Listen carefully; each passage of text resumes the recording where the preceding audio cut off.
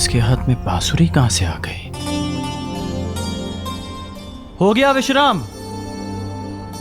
थकान पूरी हो गई? सारथी हूं। रथी की थकान को दूर करना भी मेरा कर्तव्य है।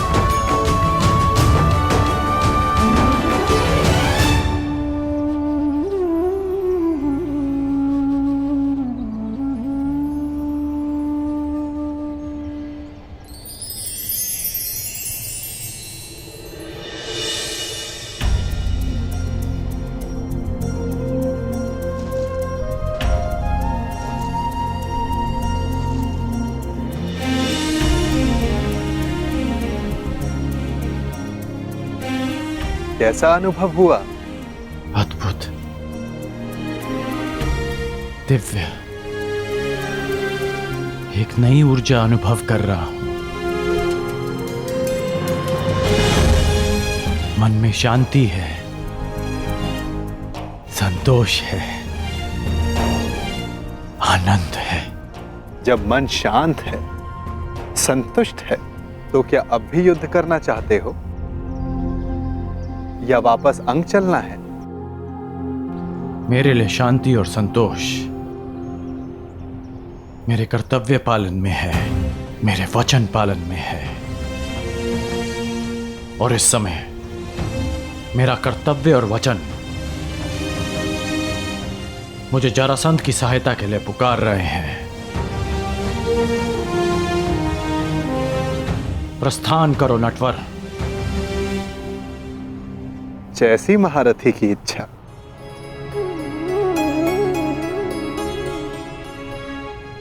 आइए।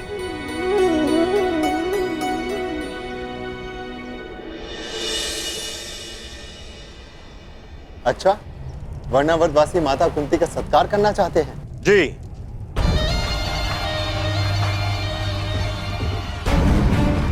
संदेश में कुछ ऐसा ही लिखा है। हम वारणावतवासी युवराज माता कुंती का मातृत्व प्रतीक के रूप में सत्कार करने की अभिलाषा रखते हैं।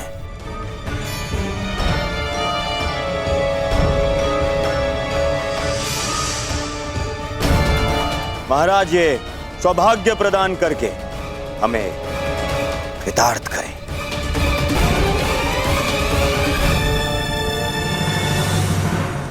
बहुत ही सुंदर विचार है। वास्तविकता में भ्राता पांडु की भार्य इस सम्मान की अधिकारिणी है भी।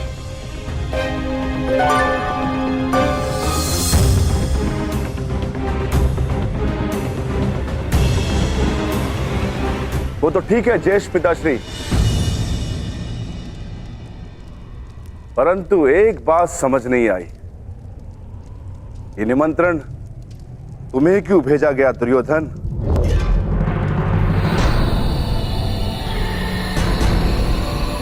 ज्येष्ठ पिताश्री या युवराज क्यों नहीं? इसलिए क्योंकि मैंने पुरोचन को बुलावा भिजवाया था। पुरोचन वर्णावत से आ रहे थे तो वो संदेश ले आए। मैं पहले मिल गया तो मुझे दे दिया संदेश। महान वास्तुकार पुरोचन को निमंत्रण क्यों दिया दुर्योधन? ऐसी कौन सी नई इमारत का निर्माण करवा रहे हो?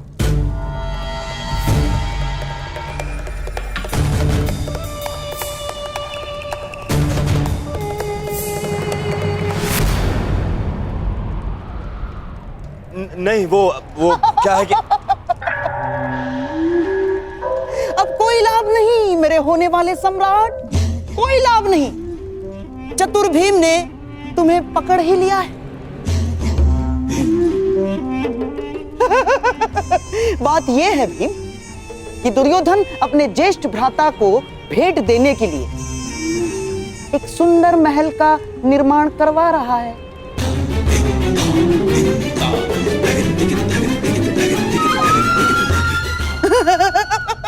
और इस विषय में महाराज श्री को भी ज्ञात है। तुम ज्येष्ठ भ्राताश्री को भेंट दे रहे हो?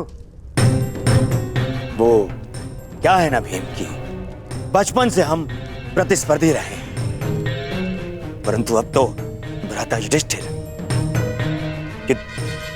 युवराज बन चुके हैं, तो स्पर्धा समाप्त हुई। क्यों ना बैर भाव भुलाकर एक नया प्रारंभ किया जाए। यदि ऐसा है तो मुझे अपने अनुज की भेंट सहर्ष स्वीकार है। भाइयों के मध्य ये प्रेम मेरे आनंद का कारण बन रहा है, तो पांडु पुत्र और युवराज माता कुंती कल प्रातः प्रस्थान करेंगे। प्रबंध किया जाए विदुर।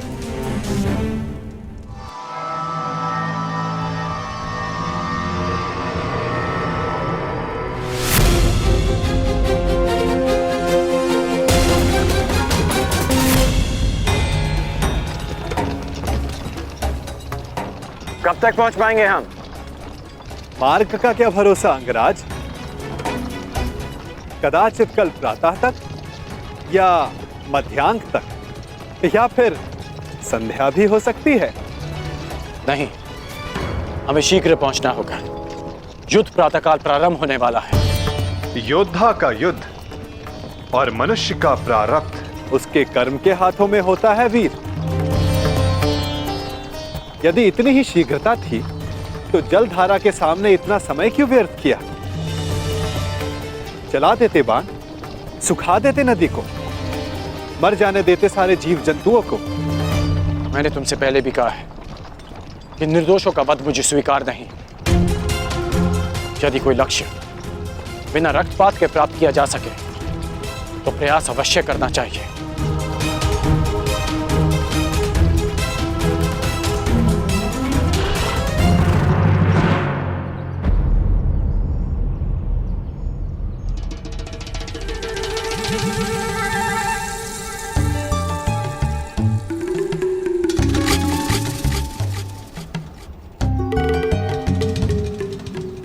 अरे अचानक ये क्या? वन इतना घना क्यों हो गया? यह कैसे संभव है? यही तो मुझे भी आश्चर्यचकित कर रहा है। कल तक तो ये मार्ग ऐसा नहीं था।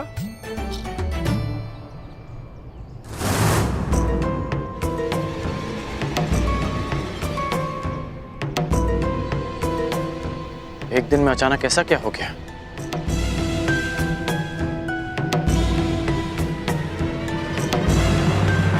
मैं देखकर आता हूं कि कहीं हम मार्ग तो नहीं भटक गए। अवश्य।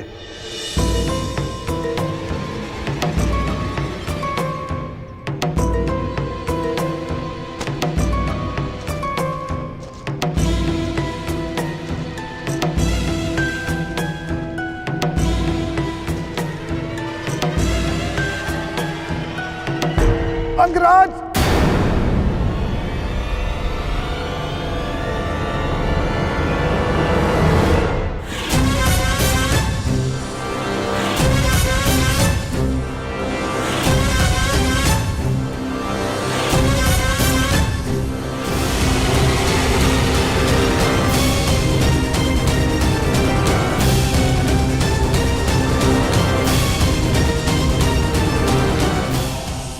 करो अंगराज, रक्षा करो। मैं आपका सारथी हूं, मेरी रक्षा करना आपका कर्तव्य है अंगराज। रक्षा करो अंगराज, ये सर्प मेरे प्राण ले लेगा अंगराज।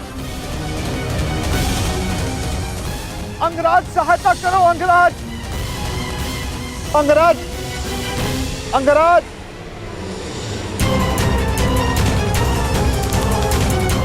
अंगराज, ये सर्प अपनी कुंडली कसता जा रहा है अंगराज।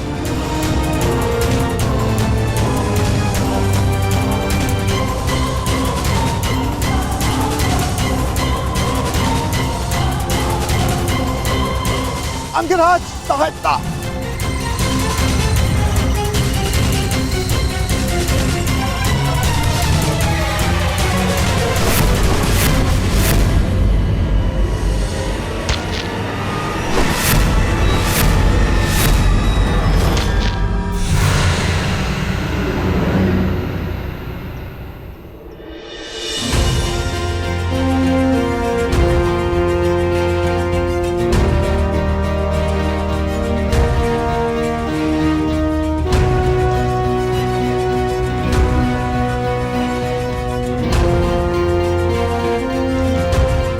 ठीक हो तो चलें। जलधारा के जीवों को नहीं मारा, परंतु इस सर्प का वध कर दिया। क्यों? तुम जीवित रहना नहीं चाहते क्या? निस्संदेह, परंतु वो सर्प भी जीवित रहना चाहता होगा अंगराज। मेरा तात्पर्य ये है, अभी कुछ ही देर पहले रक्तपात से बचने वाले, शांति और अहिंसा का समर्थक होने वाले अंगराज इस समय भिन्न व्यवहार क्यों किया? क्यों उस सर्प का वध कर दिया? क्यों अशांति की? क्योंकि परिस्थितियां भिन्न थी। हाँ, मैंने उस सर्प को मारा क्योंकि उसने तुम पर आक्रमण किया। शांति भंग उस सर्प ने की, मैंने नहीं।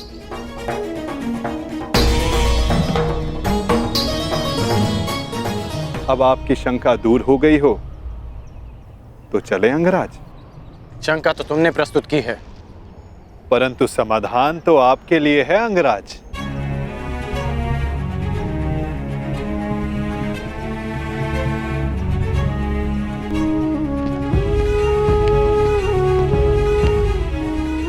वास्तविक शांति और मिथ्या शांति में अंतर कर पाने की योग्यता, दृष्टिगत से परे देख सकने की क्षमता जो तुम में है, वो हर मनुष्य में नहीं होती। मैं प्रभावित हुआ।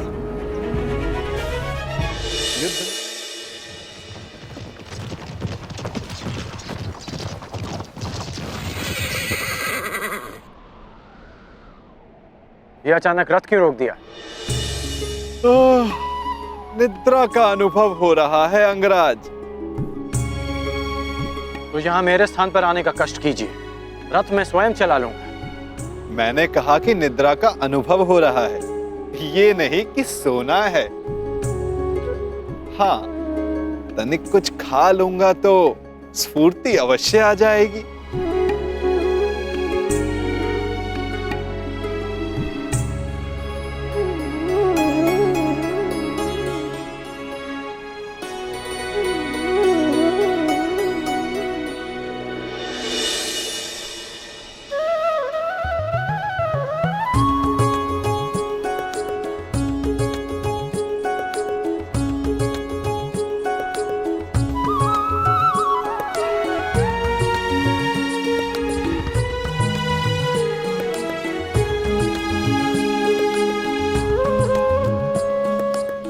ये पात्र कहां से आ गया?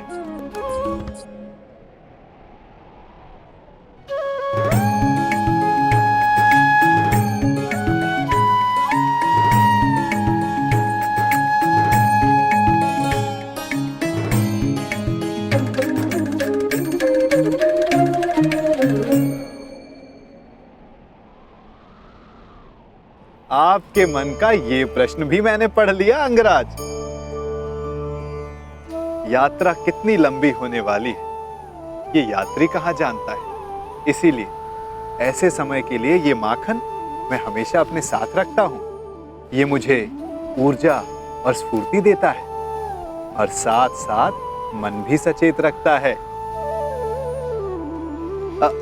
खाओगे? खा लो। ठीक है, तुम इतना कह रहे हो तो खा लेता।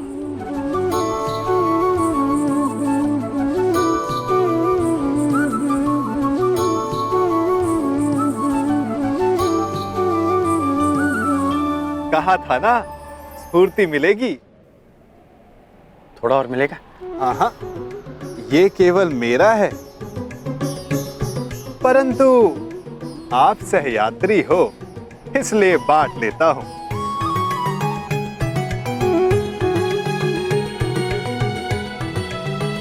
कभी सुना है आपने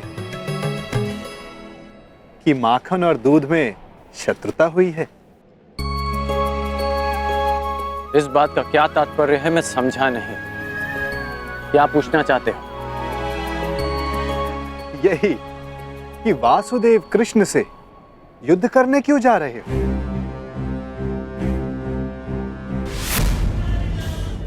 यही कि वासुदेव कृष्ण से युद्ध करने क्यों जा रहे हो?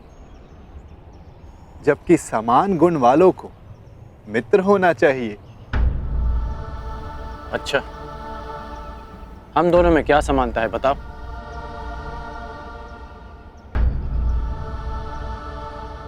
एक बालक जिसको जन्म किसी और ने दिया, पाला किसी और ने, जो बालपन से ही अन्याय और अधर्म से लड़ता आया हो, जिसका लक्ष्य अन्याय का नाश है,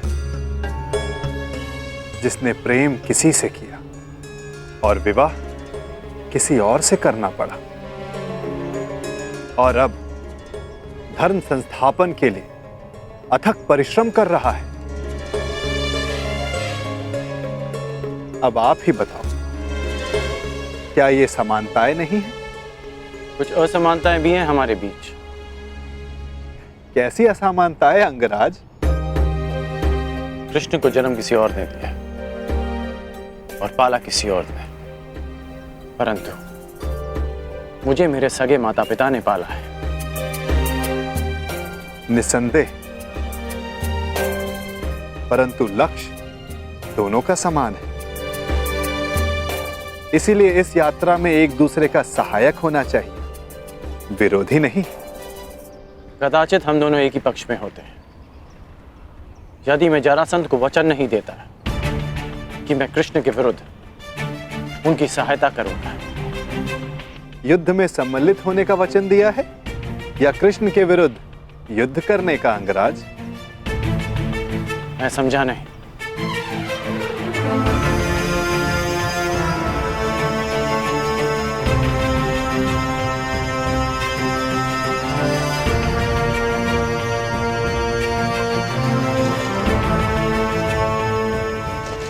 जिस प्रकार आंगन में बीज बोने से पहले ये जान लेना चाहिए कि उससे फल मिलेगा या कांटे, उसी भांति वचन देने से पहले सावधान रहना चाहिए। वचन ऐसा अश्व है जिसे समझ की रस्सी से ना बांधा जाए तो अनियंत्रित होकर अपने सवार को हानि पहुंचा सकता है। क्या आप जानते थे कि जरासंध वचन में आपसे कृष्ण के विरुद्ध युद्ध करने की मांग रखेंगे?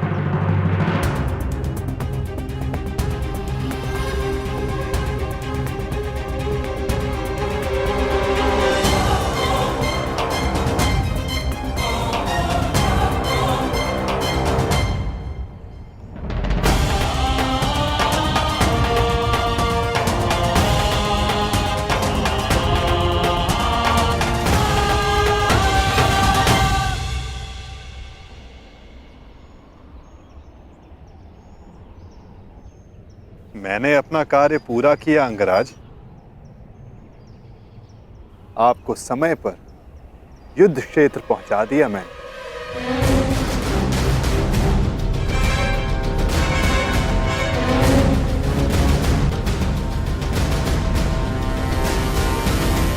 आवश्यक भी था,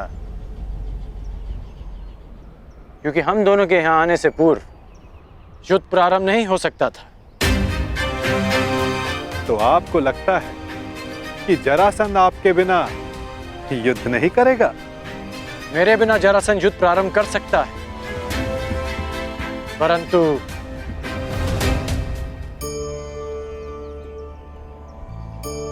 परंतु क्या? कहे दीजिए अंगराज।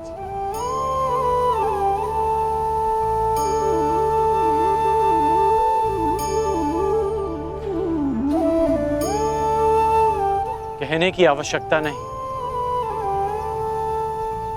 सारथी हैं आप, सचेत भी हैं, तो अपने रथी का मन पढ़ लीजिए। सारथी का कार्य पूर्ण हुआ, परंतु रथी की तीसरी परीक्षा अभी शेष है।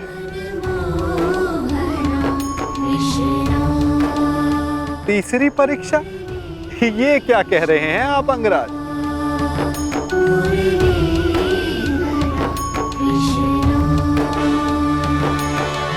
वही जो आप ना समझने का अभिनय कर रहे हैं।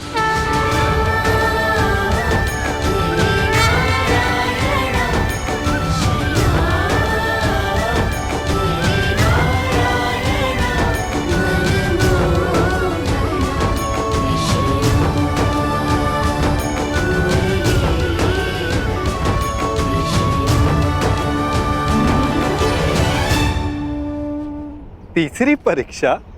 ये आप क्या कह रहे हैं अंगराज?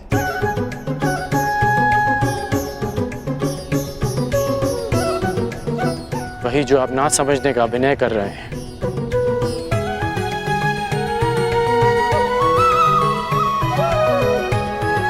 मेरे गुरु परशुराम ने मुझे मानव के त्रिगुण व्यवहार को समझने का ज्ञान दिया है। मानव का व्यक्तित्व राज, सत्व और तम गुणों के संतुलन से बनता है।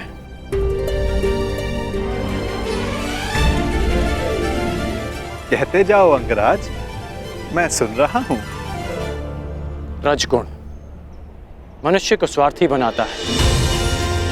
इसके प्रभाव में मनुष्य अपनी सुविधा के लिए दूसरों को कष्ट देता है। इसलिए मेरी पहली परीक्षा में लक्ष्य प्राप्त करने के लिए मुझे जल जीवों का नाश करना था। परंतु तुम रजगुण के प्रभाव को संतुलित करने में समर्थ रहे। और दूसरा गुण है सत्व गुण, जो मनुष्य को पवित्र बनाता है। उसमें दया, प्रेम जैसे गुणों का संचार करता है। परंतु उस पर नियंत्रण ना रखा जाए तो ये भले बुरे में अंतर करने की मति हर लेता है। मनुष्य को हर ओर अच्छाई दिखती है, वो आभासी शांति को सत्य समझ लेता है और बुराई का अंत नहीं कर पाता। हाँ, परंतु तुमने सत्वगुण को भी नियंत्रण में रखा। आभासी शांति का आवरण भेद दिया। मेरे प्राणों की रक्षा के लिए तुमने उस सर्प का वध किया। हाँ, और अब मैं तीसरी परीक्षा की प्रतीक्षा कर रहा हूं, तमोगुण की परीक्षा।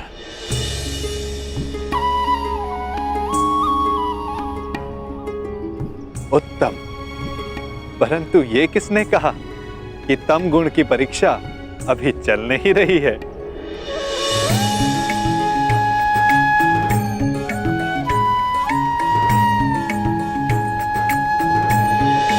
तमोगुण अंधकार के भांति हमें भ्रमित कर देता है। ठीक कहा आपने कि तमोगुण की परीक्षा इस यात्रा के साथ ही प्रारंभ हो गई थी। इस यात्रा के प्रारंभ में ही मेरे सामने एक भ्रम का, एक माया का आवरण बनाया गया। परीक्षा यह थी कि मैं इस आवरण के पार देख पाऊंगा या नहीं। अति सुंदर। तो कुछ देख पाए अंगराज?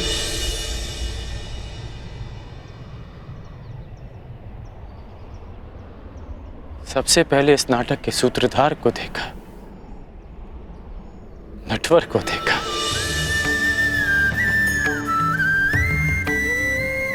फिर उसे भी देखा जिसकी मुरली की धुन पर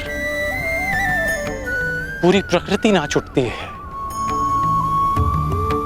मुरलीधर को देखा, फिर उसे देखा जो जीवन से ज्ञान उस भांति मथ लेता है जैसे दूध में से माखन। माखन चोर को देखा,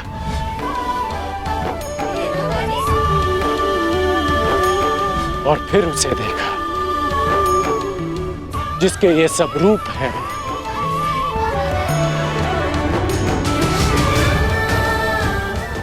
वासुदेव। मैंने वासुदेव को देखा।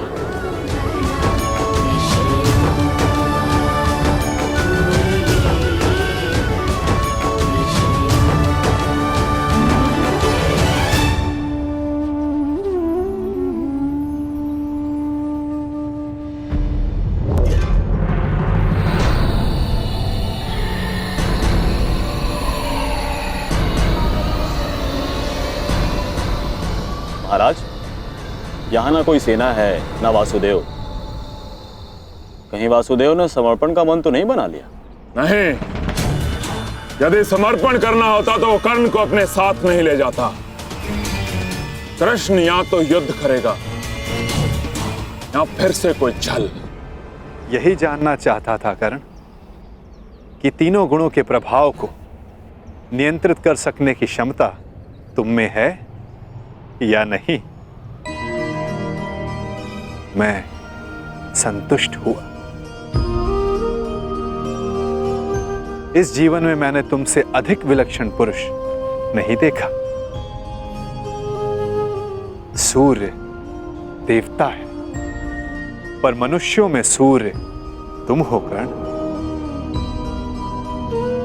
धन्य है तुम्हारी माता, धन्य है तुम्हारे पिता।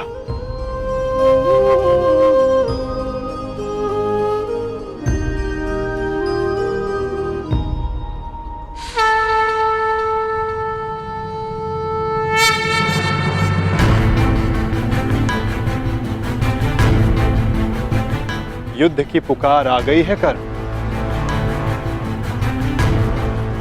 मुझे जाना होगा।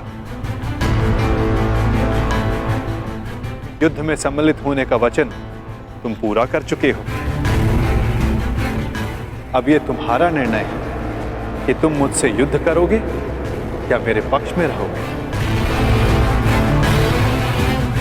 जो भी निर्णय लेना सोच समझ कर लेना कर, क्योंकि आज का लिया गया निर्णय भविष्य का निर्धारण करेगा।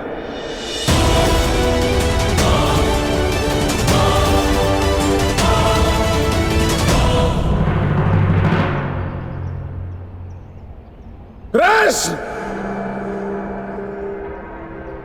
रण छोड़। कहाँ है तू? फिर से रण छोड़कर भाग गया।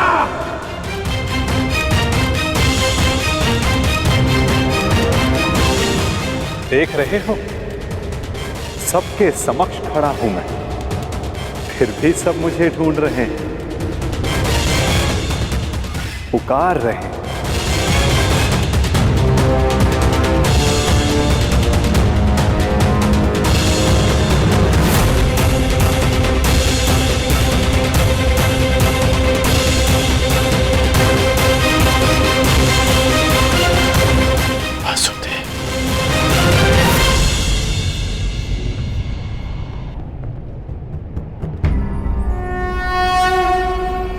यदा यदा हि धर्मस्य ग्लानिर्भवति भारत अभ्युत्थानम् अधर्मस्य तदात्मानं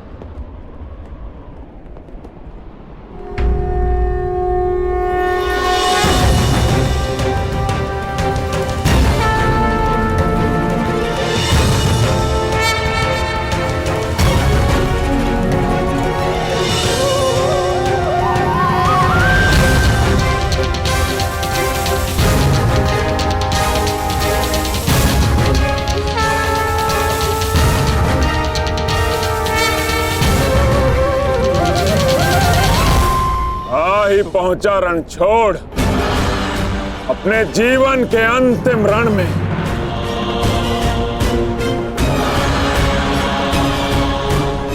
तो कर्ण को छल करके अपने साथ ले गया ताकि युद्ध को टाल सके, और आया भी तो निहत्था बिना सेना के, परंतु फिर भी मैं प्रस्तुत हूं। आज मैं तुझे समाप्त कर दूंगा कृष्ण। विकास के प्रयास को प्रशंसा मिलती है जरासंध, विनाश के प्रयास को नहीं। कितनी बार हमने युद्ध किया, क्या लाभ हुआ? सहस्त्रों सैनिक अकाल ही काल के ग्रास में समा गए। युद्ध तब श्रेष्ठ है जरासंध जब उसका लक्ष्य एक महान शांति हो, ना कि एक मिथ्य अभिमान की पूर्ति। मैं इस विनाश को रोकने का निमंत्रण देता हूं जरासंध, मित्रता का हाथ आगे बढ़ाता हूं, और इसका प्रमाण है कि मैं निशस्त्र आया हूं। अपने अहंकार की निद्रा त्यागो जरासंध, शांति का सूर्योदय चुनो। अरे जा रणछोड़, शांति कायरों की ढाल होती है, वीरों का आभूषण युद्ध होता है ग्वाले, युद्ध। मेरी चुनौती स्वीकार कर। संसार की, मानवता की ढाल शांति है जरासंध। जिसके पास विनाश की शक्ति हो उसे शांति का विकल्प पहले चुनना चाहिए। वीर वो नहीं जो पल पल में युद्ध को उपस्थित हो जाए। वीर वो होता है जो जब तक संभव हो युद्ध को टाले। तुम्हारे नाम में ही संधि है, तो फिर क्यों युद्ध के कंकड़ से शांति का पात्र तोड़ते हो जरासंध? यदि शांति का पात्र छलका तो विनाश बाहर आएगा। मैं कोई मथुरा का ग्वाला नहीं जो तुम्हारी इन मीठी मीठी बातों में आ जाऊं। तुम्हारे उद्देश्यों के बाणों का जरासंध के कवच पर कोई प्रभाव नहीं पड़ेगा।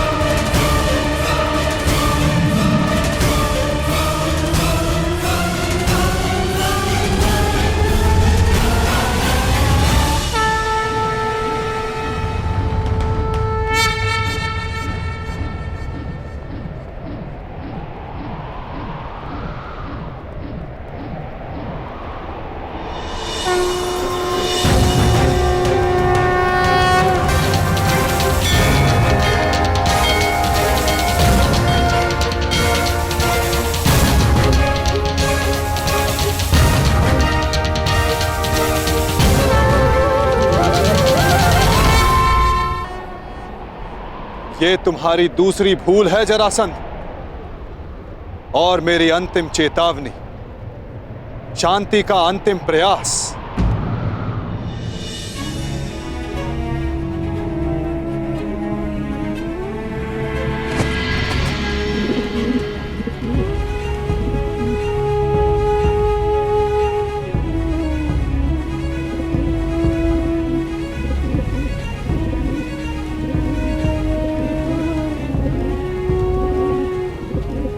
सुन रहे हो जरासंध? ये अबोध भी कह रहा है कि शांति रखो। इसके स्वर के बीच के विराम की शांति अनुभव करो जरासंध।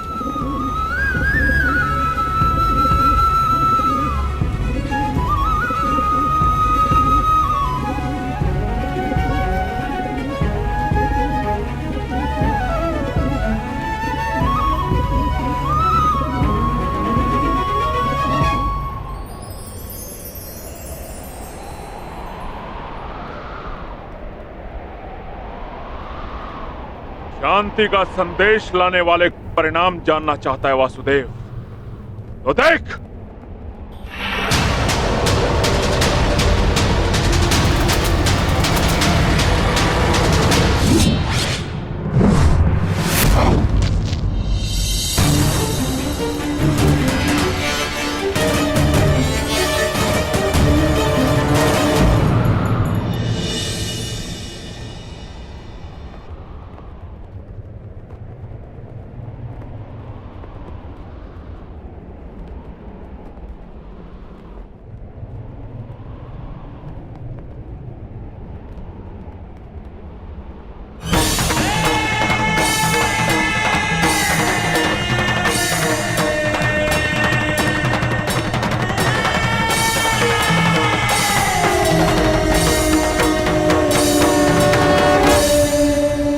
मैं संधि प्रस्ताव लाया। तुमने शांति दूत का वध किया, मैंने शास्त्र से समझाने का प्रयास किया। तुमने शस्त्र उठाया,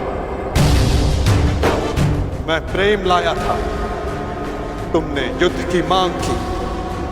तुम्हें युद्ध चाहिए जरासंध, तो लो, मैं तुम्हें युद्ध देता हूं।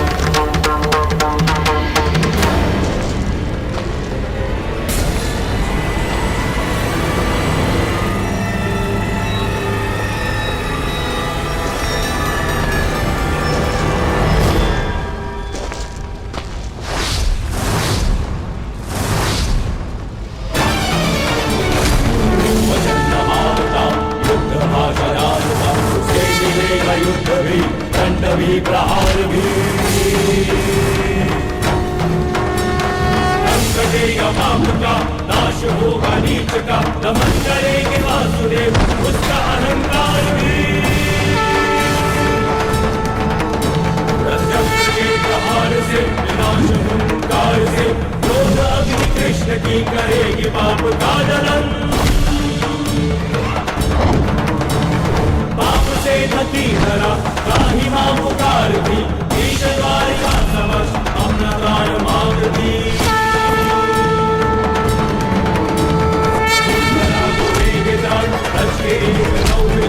भूमिशाई करके पाप को सजेगी आरती।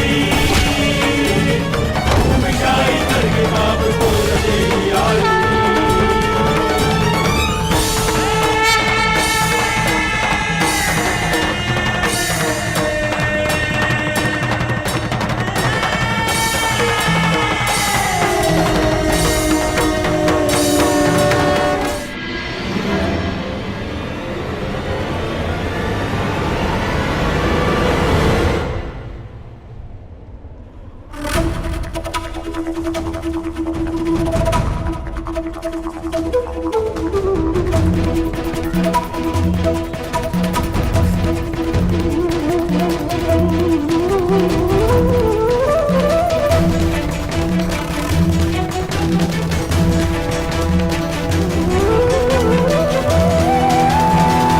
हर पाप के मार्ग में आना मेरा कर्तव्य है, परंतु नियति के मार्ग में आना मेरा अभ्यास नहीं। तुम्हारी मृत्यु किसी और के हाथों लिखी है जरासंध, इसलिए आज मैं तुम्हें पुनः जीवन दान देता हूं।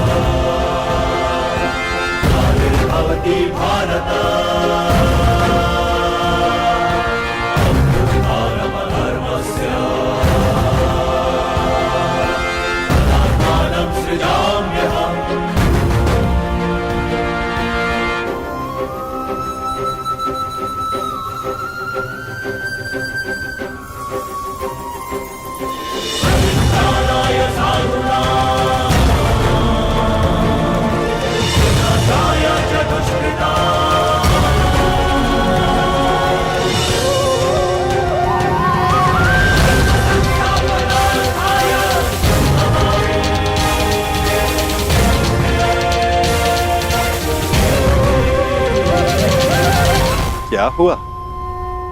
युद्ध में सम्मिलित होने आए थे ना? युद्ध नहीं किया? आपने मुझे विकल्प चुनने को कहा, परंतु अवसर नहीं दिया। अब अनुभव हुआ कि मुझे यहां युद्ध में सम्मिलित होने के लिए नहीं, युद्ध का साक्षी बनने के लिए लाया गया था। अनगिनत जरासंधों से भरे इस संसार में एक कर्ण से वार्तालाप करके अच्छा लगा। तुम अब भी भ्रम के पार देख सकते हो कर्ण। युद्ध समाप्त हुआ और तुम्हारे वचन पूर्ति का उपकर्म भी।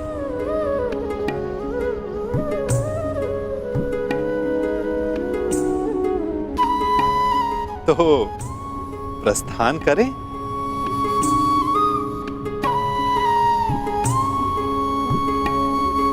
रुकिए।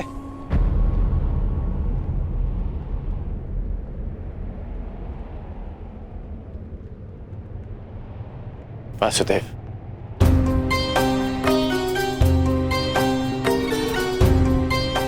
अपने आप नटवर हैं और ना मैं रथी, इसलिए अब ये रथ मैं चलाऊंगा। अब आपका सारथी मैं बनूंगा वासुदेव। मैं सदा नटवर था और सदा नटवर ही रहूंगा अंगराज। नियति ने हमारी जीवन यात्रा में तुम्हारा रथी होना निश्चित किया है और मेरा सारथी होना।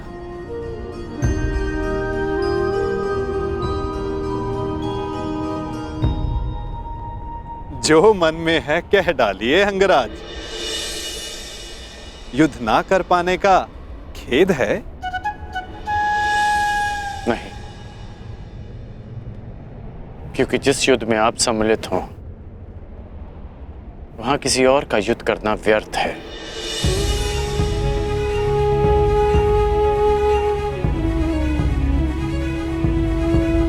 नियति के चक्र को कौन समझ पाया है कर्ण? कौन जाने वो दिन आए कि हम दोनों युद्ध में सम्मिलित हों और मैं सम्मिलित होकर भी शस्त्र ना उठाऊं।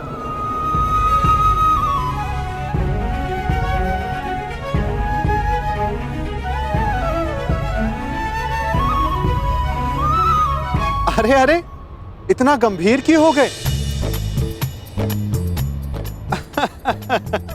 मेरी हर बात पर विश्वास करोगे तो चले जाओगे, और यदि मेरी हर बात पर अविश्वास करोगे तो अधिक चले जाओगे।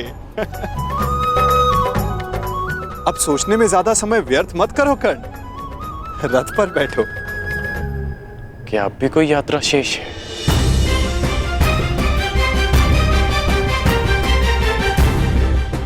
यात्रा तो अनावृत नियम है कर्ण। तुम्हारी मगध की यात्रा समाप्त हुई,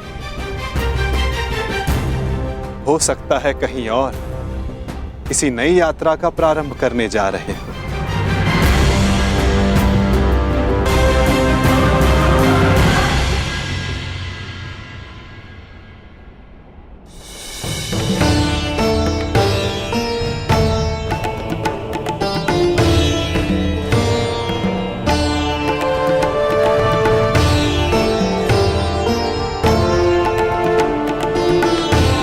यात्रा मंगलकारी हो पुत्रों।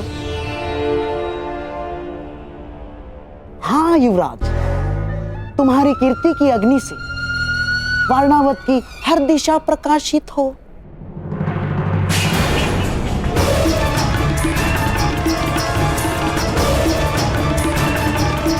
पहना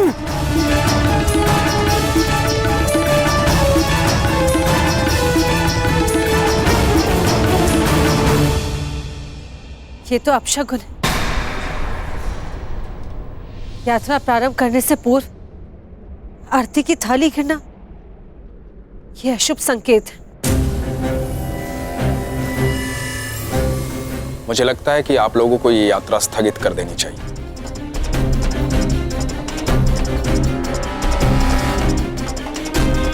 शास्त्रों में लिखा है, किसी भी शुभ मुहूर्त में कोई विघ्न आए तो उसे टालना ही उचित है।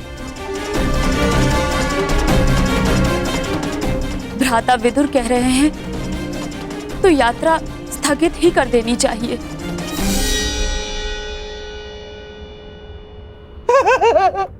क्या क्या कह रहे हो बहना? अरे अग्नि तो पवित्र होती है, और कदाचित अग्निदेव ये संकेत दे रहे हैं कि इस यात्रा में वो पांडव भांजों के साथ ही है।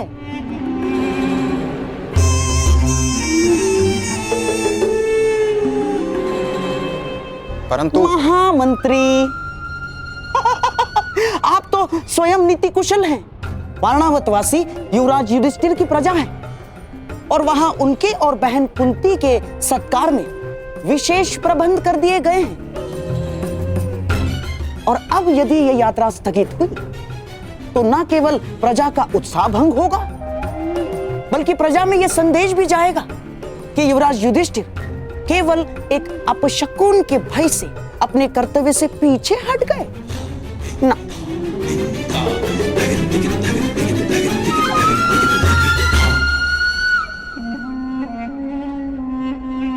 महामंत्री, ये युवराज युधिष्ठिर का अपयश होगा।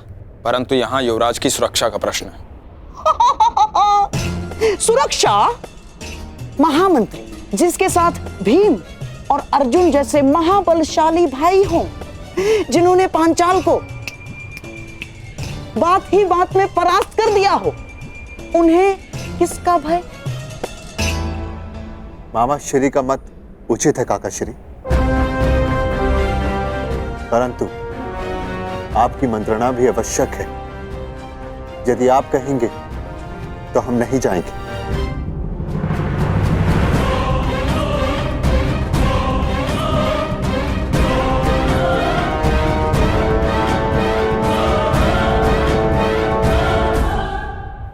क्या आज्ञा है काकाश्री? ठीक है युवराज, आप प्रस्थान करें।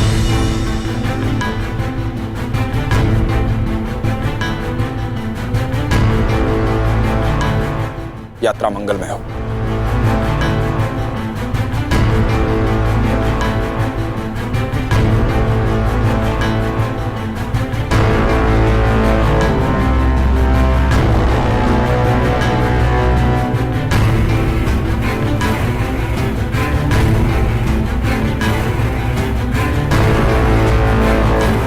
चलिए माताश्री।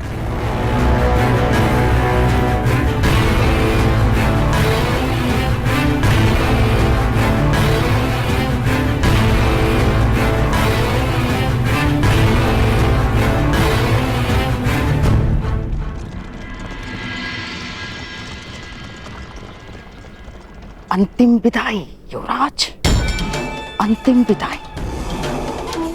अब कदाचित हस्तिनापुर तुम्हारा मुख कभी न देख पाए।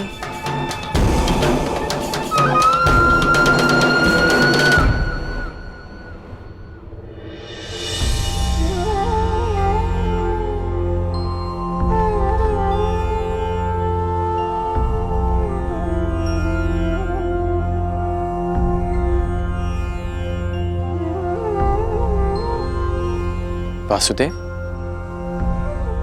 अभी आपने कहा कि दूसरी यात्रा प्रारंभ हो रही है, तो फिर आप बीच में क्यों रुक गए? विचार कर रहा हूं अंगराज कि कुछ यात्रा यदि प्रारंभ ना की जाए तो भविष्य पूर्णतः भिन्न हो सकता है।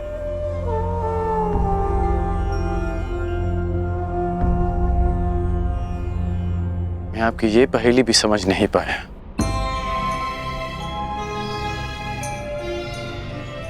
हर पहेली का उत्तर हमारे चयन में होता है अंगराज, और भविष्य चयन पर निर्भर करता है। जीवन जीने के सदैव दो विकल्प होते हैं। एक विकल्प होता है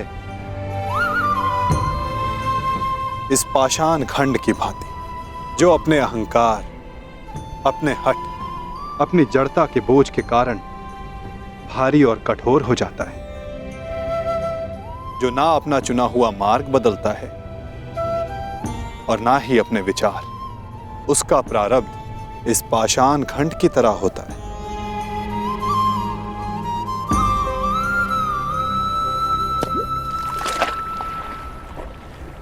जल में डूब जाना।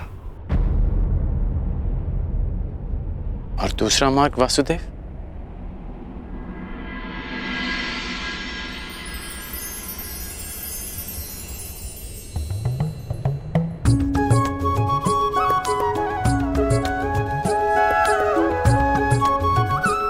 भक्ति मार्ग, इस मोर पंख की भांति हल्का, जो वायु के वेग में बहता है।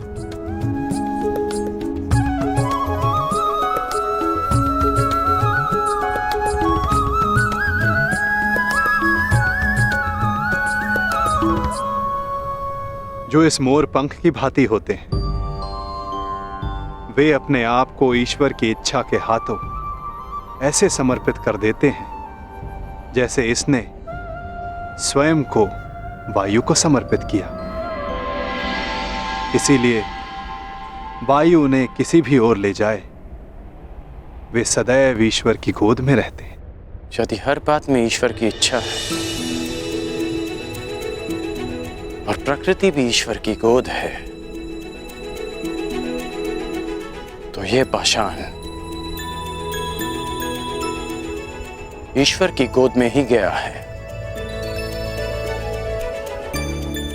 तो इस प्रकार तो ये दोनों मार्ग एक ही हुए ना वासुदेव? पाषाण हो या पंख, वायु के साथ बहें या जल में मग्न हो जाएं, रहना तो ईश्वर के साथ ही है।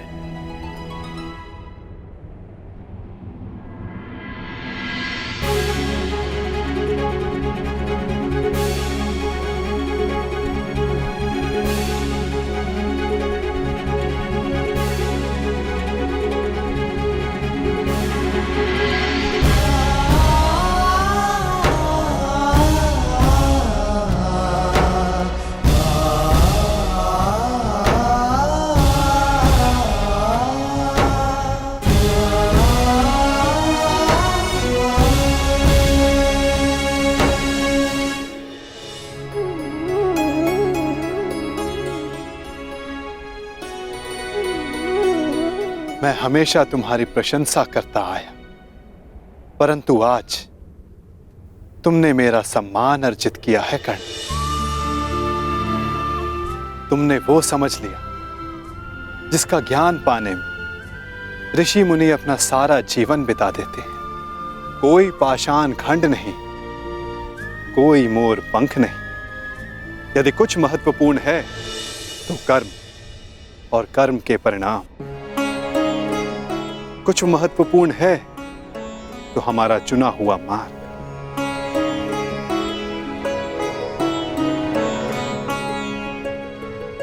बहुत ज्यादा सोचते हो अंगराज, बहुत समय भी व्यर्थ करते हो। अब यहीं रहना है या आगे चलें?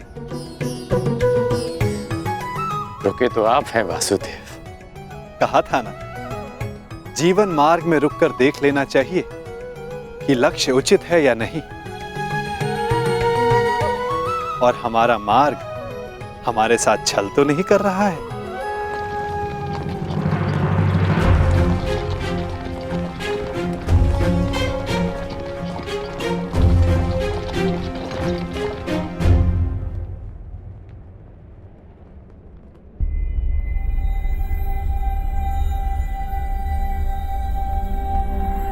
ये दो रथ क्यों वासुदेव?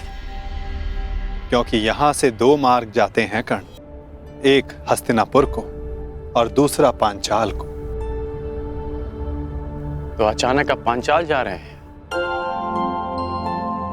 कहीं इसका संबंध पाषाण खंड और मोरपंख के चुनाव से तो नहीं? नहीं कर, आवश्यक नहीं कि हम केवल पाषाण खंड या मोरपंख ही हों। कभी कभी कर्म के साथ साथ निमित्त भी महत्वपूर्ण होता है। हम में से कुछ पाषाण पानी के लिए निमित्त होते हैं, मोरपंख के लिए वायु का, और निर्माण के लिए अग्नि का। निर्माण के लिए अग्नि का? परंतु अग्नि तो सब भस्म कर देती है। हाँ, परंतु यही अग्नि पवित्र भी करती है अंगराज। और ऐसी ही एक अग्नि का साक्षी बनने जा रहा हूं मैं, जो एक पिता के मन में उत्पन्न हुई। वो अग्नि जो एक दिन सब पवित्र कर देगी।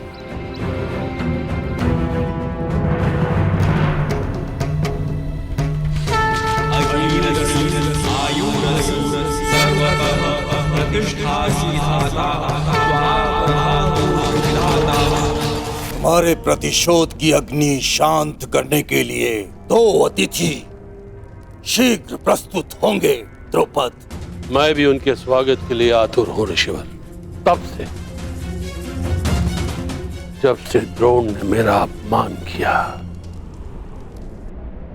ये कैसी विचित्र अग्नि है द्वारकाधीश? अग्नि अग्नि होती है कर्ण।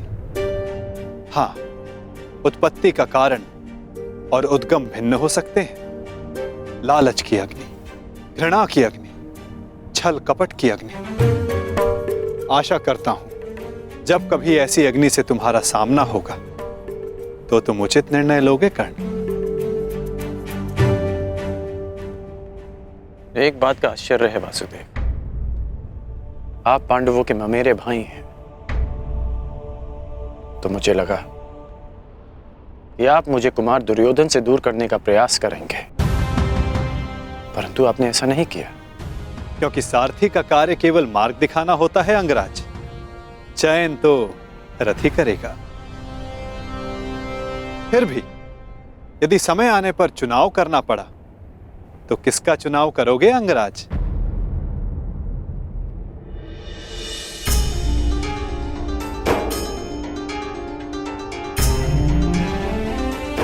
मित्र दुर्योधन का। इसलिए नहीं कि मैं उनके प्रत्येक कर्म को उचित मानता हूं, परंतु इसलिए कि उन्होंने मेरी तब सहायता की जब सबकी दृष्टि में मैं तुच्छ था।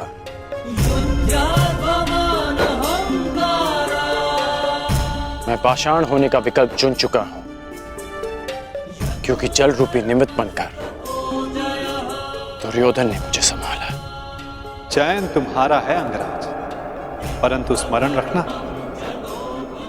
हम कर्म चुनते हैं और कर्म हमारा परिणाम चुनता है।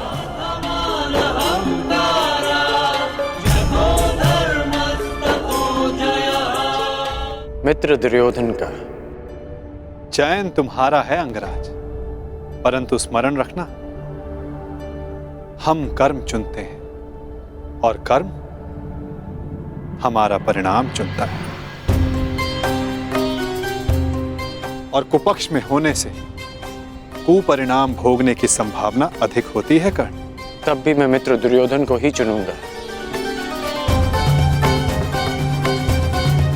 प्रणिपात वासुदेव।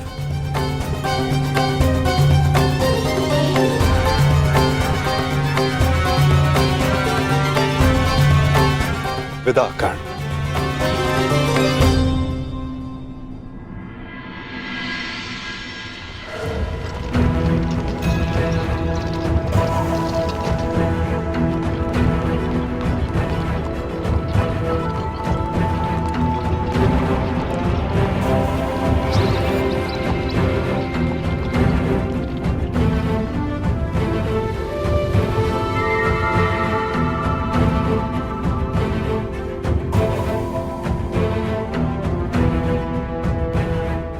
अति सुंदर। विश्वास नहीं होता कि भ्राता दुर्योधन आपको इतनी सुंदर भेंट दे सकते हैं।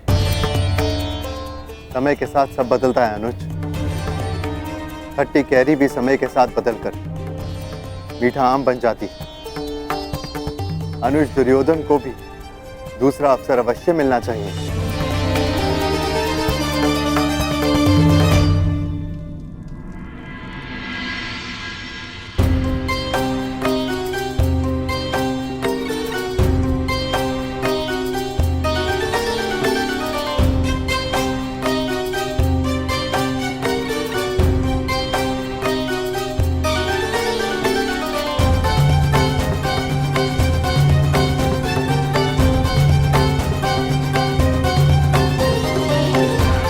अद्भुत अद्भुत महल बनाया है पुरोचन ने।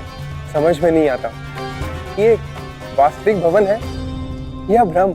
मैं तुमसे सहमत हूं अनुज, परंतु इतनी सुंदर वस्तुएं सदैव भ्रम और छल ही होती है।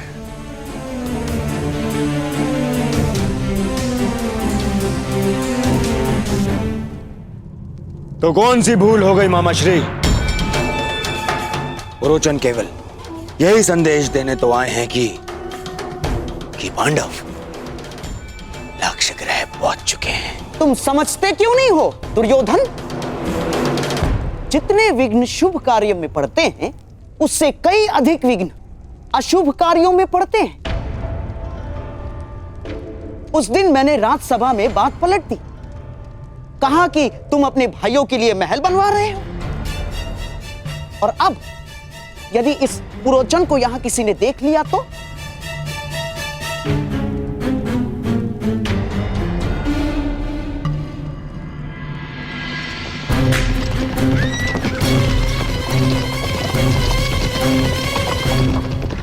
मत भूलो, षड्यंत्र तभी सफल होते हैं जब तक वो गुप्त रखे जाते हैं। भेद खुल जाने पर सारा खेल समाप्त, सफा चट।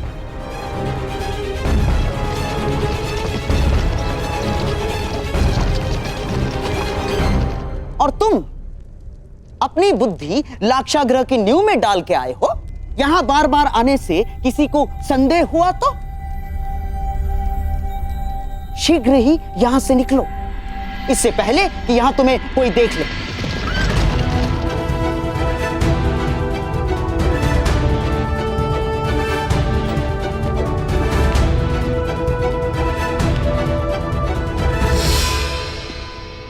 जी मैं तो बस ये पूछने आया हूं कि मुखाग्नि कब देनी है? शीघ्र, शीघ्र, अति शीघ्र, समझ गए? मामा श्री, परंतु यदि सब कुछ इतना ही शीघ्र हुआ तो भी तो लोगों को संदेह हो ही जाएगा ना। संदेह तो किसी भी स्थिति में तुम पर ही आने वाला है मेरे होने वाले सम्राट। परंतु मैं ये चाहता हूं कि बस ये संदेह पांडवों के अंत के पश्चात ही हो, उससे पूर्व नहीं ना।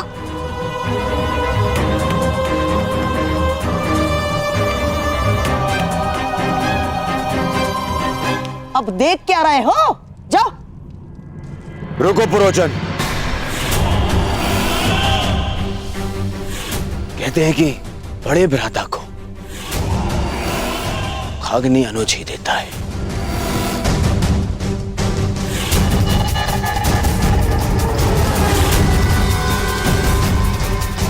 तो फिर मैं अपने कर्तव्य को कैसे भूल सकता हूं?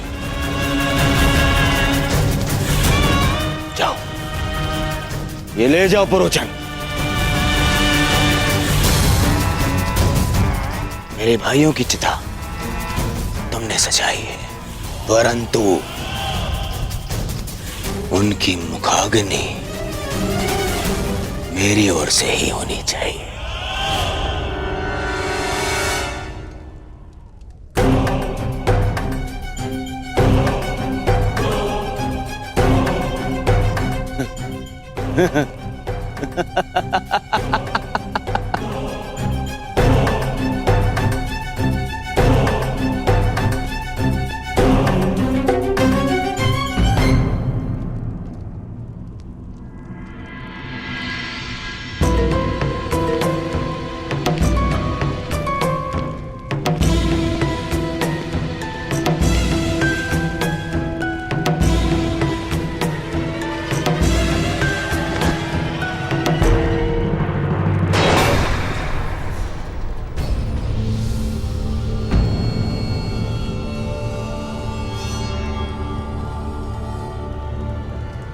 महोदय, इतनी शीघ्रता में कहां जा रहे थे आप?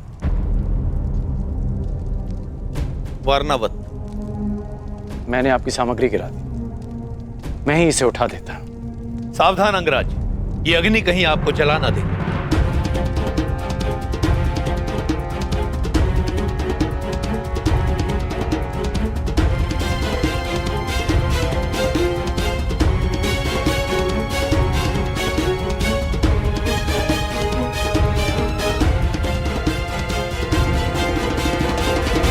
ये अग्नि लिए कहां जा रहे हैं आप? ये अग्नि नहीं है अंगराज, ये वो प्रकाश पुंज है जो हस्तिनापुर का भविष्य बदल देगा, और साथ में आपका और मेरा भी, क्योंकि हम दोनों विजेता के पक्ष में हैं। अब मुझे आज्ञा दीजिए।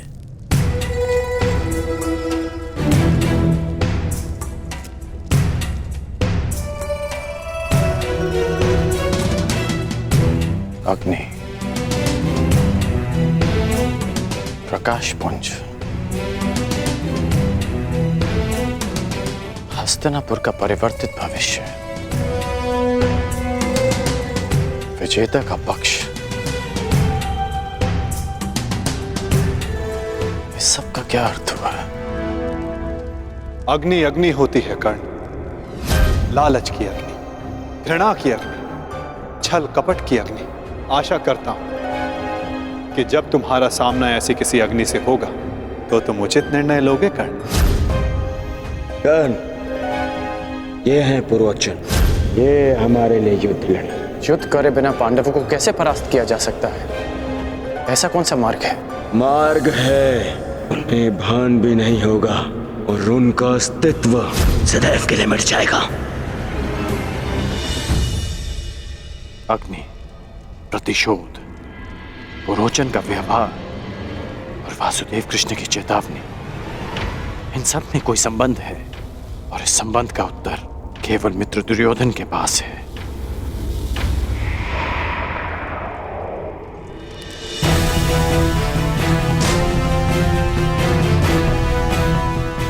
मुहूर्त आ गया है पांचाल राज।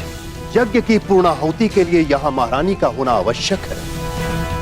मैंने महारानी को यहाँ आने के लिए संदेशा तो भिजवाया था, परंतु मेरी समझ में नहीं आ रहा है कि महारानी को यहाँ आने में इतना विलंब क्यों हो रहा है। समय, मुहूर्त और ग्रह दशा किसी की प्रतीक्षा नहीं करते पांचाल नरेश। यही क्षण पूर्ण आहुति के लिए उपयुक्त है। यदि आहुति ना दी गई तो सारे प्रयास निष्फल हो जाएंगे। क्या महारानी के अतिरिक्त और कोई विकल्प नहीं है ऋषिवर? ये यज्ञ है पांचाल नरेश, नियमों से बंधा है। इसमें विकल्प की कोई संभावना नहीं। ओम अग्नि मिली पुरोहितम यज्ञासा देव अमृत विजम होता राम रतन धात्मम।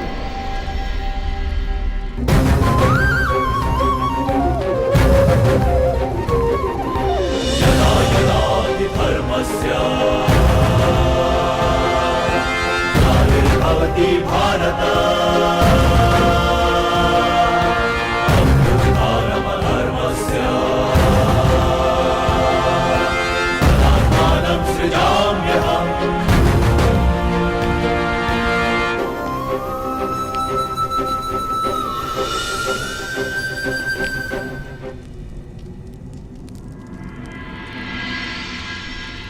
विचित्र बात है, प्यासे के समक्ष जल रखा है और वो प्यास बुझाने का विकल्प ढूंढ रहा है। मैं आपके कहने का अभिप्राय समझा नहीं वसुदेव। अग्नि से बड़ा ना कोई पुरोहित है, ना उससे बड़ा कोई होत्र,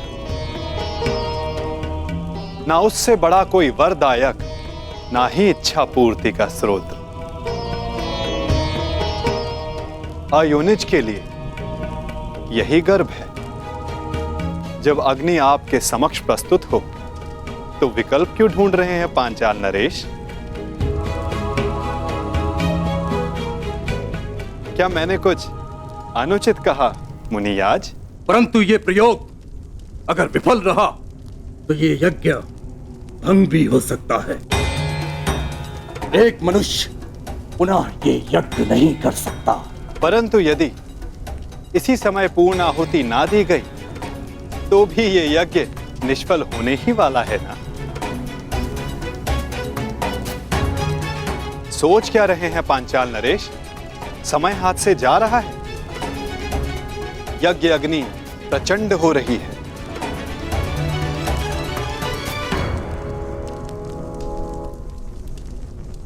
कहीं आपकी इच्छा पूर्ति से पूर्व ही ये शांत ना हो जाए। निर्णय ले लीजिए पांचाल नरेश।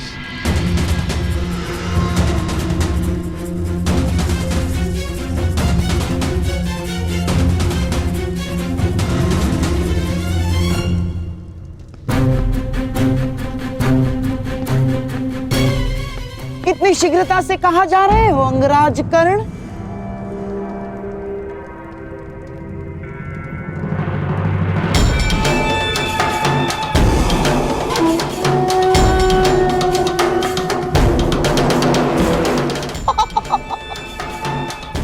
इतनी भी क्या शीघ्रता कर्ण?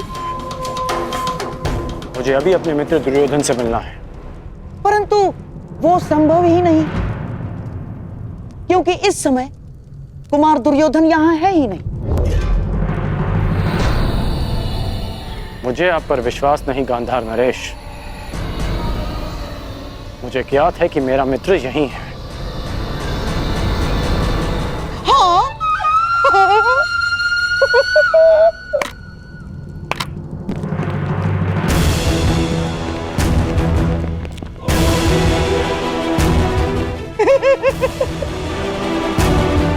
अब तो तुम समझ लो कि शकुनी नहीं चाहता कि कि तुम दुर्योधन से मिलो।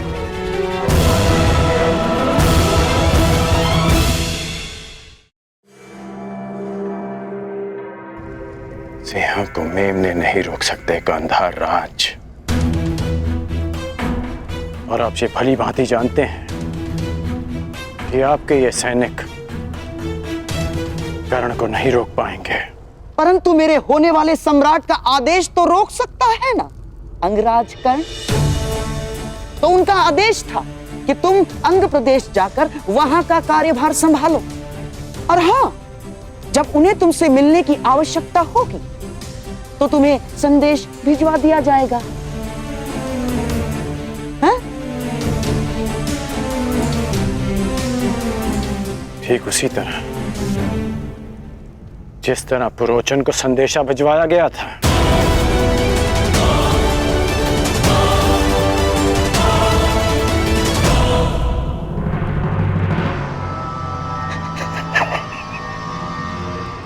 कुमार दुर्योधन के प्रति तुम्हारी निष्ठा की सराहना करता हूं मैं कर्ण, परंतु निष्ठावान तो पालतू कुत्ते।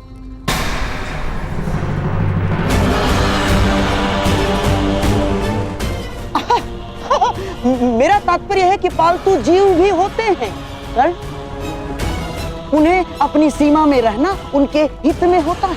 इसीलिए शकुनी चाहता है कि तुम अपनी सीमा में रहो। अंग लौट जाओ।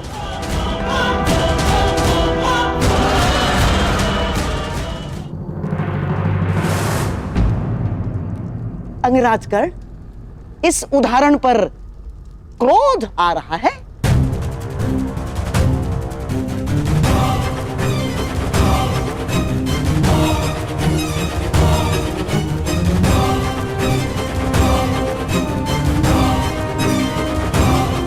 एक क्षण के लिए तो लगा कि आप मेरी तुलना पालतू जीव से कर रहे हैं,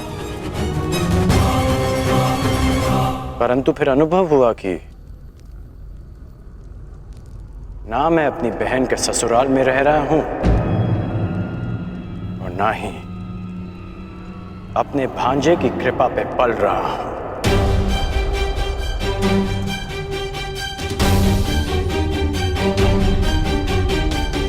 इसलिए आपका यह संकेत स्वयं आप ही के लिए था गांधार राज।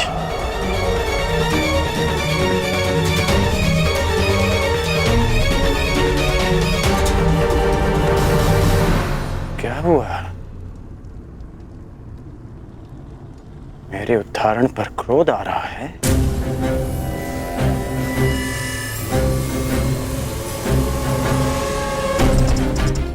मैं अब तक आपका सम्मान इसलिए करता रहा क्योंकि आप मेरे मित्र के मामा हैं।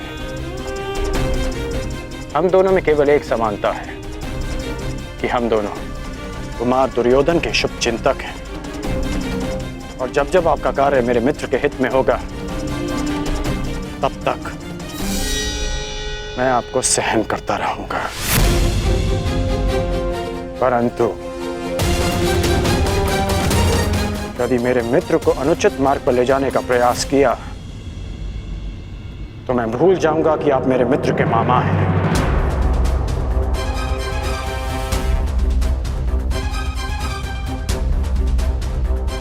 और उस समय आपका अंत उस पालतू जीव की भांति होगा जिसका आप अभी उदाहरण दे रहे थे। पुरोचन यहां क्यों आया था और उसका क्या लक्ष्य है, ये तो मैं जानकर ही रहूंगा।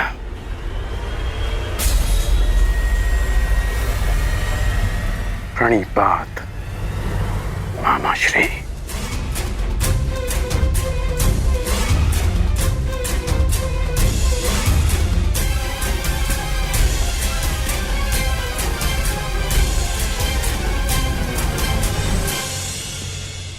जब तक तुम्हें यह ज्ञात होगा कि पुरोचन यहां क्यों आया था तब तक पांडव भस्म हो चुके होंगे।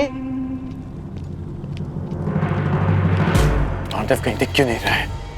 और इस मंतव्य को पूरा करने के मध्य शकुनी को कोई नहीं रोक सकता, ना कोई नहीं, तुम भी नहीं अंगराज कर्ण।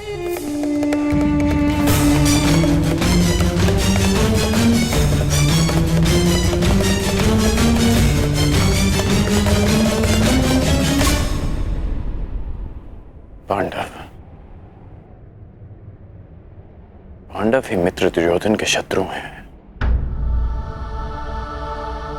वो महल में नहीं दिखे, वो यहां नहीं है, कहां जा सकते हैं वो? वारनाव्रत।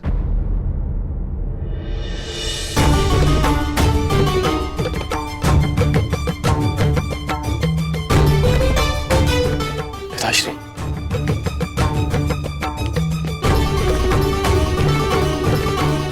आयुष्मान भव। पांडव वारनाव्रत में?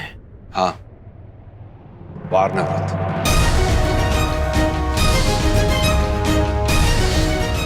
रोचन महोदय, इतनी शीघ्रता में कहां जा रहे थे आप? वारनावत, ये अग्नि नहीं है अंगराज, ये वो प्रकाश पुंज है जो हस्तिनापुर का भविष्य बदल देगा।